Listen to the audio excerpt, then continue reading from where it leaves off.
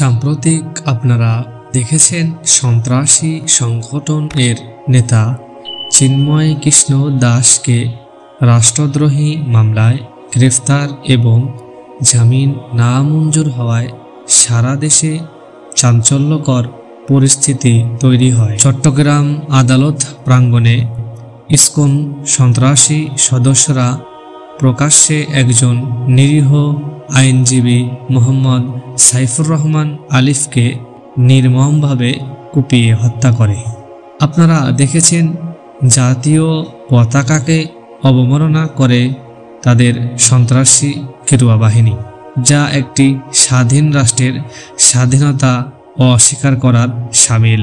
বাংলাদেশে ইসকনের কার্যকলাপ নিয়ে বলা হচ্ছে যে তারা উগ্র এবং জঙ্গি ধর্মীয় সংগঠন।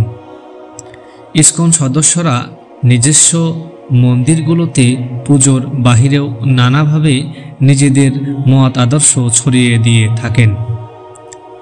বাংলাদেশে হিন্দু সন্ন্যাসী চিন্ময় কৃষ্ণ দাসকে গ্রেফতার করার পরেই তার সঙ্গে যে হিন্দু ধর্মীয় সংগঠনের যোগ ছিল, সেই international society for Krishna consciousness বা আন্তর্জাতিক কৃষ্ণ ভাবনামৃত সংঘ ইসকনকে নিয়েই ব্যাপক আলোচনা হচ্ছে।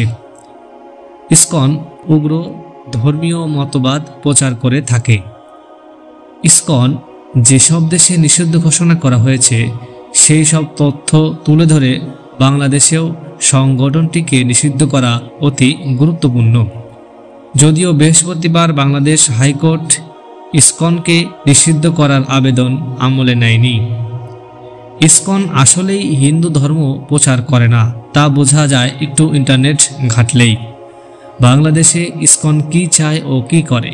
স্বাভাবিকভাবে ইসকনের কর্মকাণ্ডে শুধু নাচ গান মনে হলেও আদৌ তা নয়।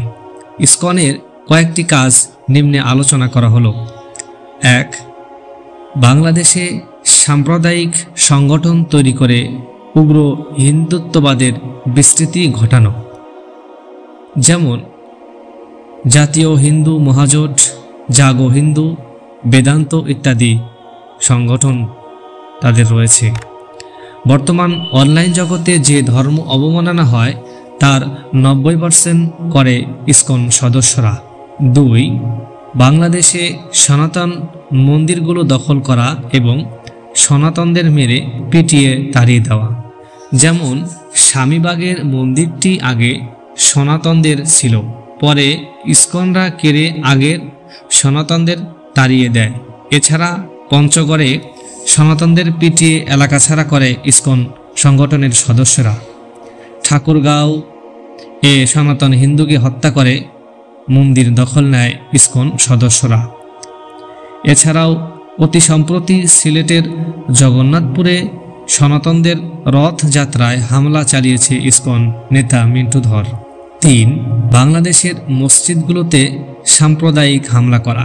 কিছুদিন আগে ঢাকা স্বামীবাগে মসজিদের তারাবির নামাজ বন্ধ করে দিয়েছিল ইসকন সদস্যরা।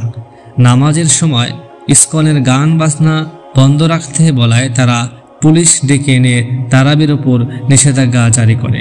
পরে বিষয়টি নিয়ে সংঘর্ষ হয়।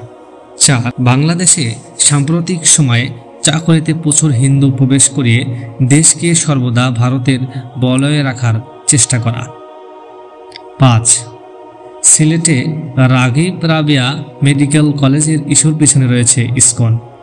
ইসকন আড়াল থেকে পুরো ঘটনা পরিচালনা করে এবং পঙ্কজ গুপ্তকে ফের লেলিয়ে দেয়, এবং পঙ্কজ গুপ্ত জমি পাওয়ার পর সেই জমি নিজেদের দখলে নিতে চেষ্টা চালিয়ে যাচ্ছে। বর্তমানে বিচার বিভাগে ইসকনের মারাত্মক প্রভাব রয়েছে। তার অন্যতম কারণ খোদ প্রধান বিচারপতিও একজন ইসকন সদস্য। বাংলাদেশে যদি এখনোই ইসকনকে নিষিদ্ধ না করা হয় তবে বাংলাদেশের জন্য বড় ধরনের বিপদ অপেক্ষা করছে, যেই বিপদে বাংলাদেশে স্বাধীনতা হারালেও অবাক হওয়ার কিছুই থাকবে না।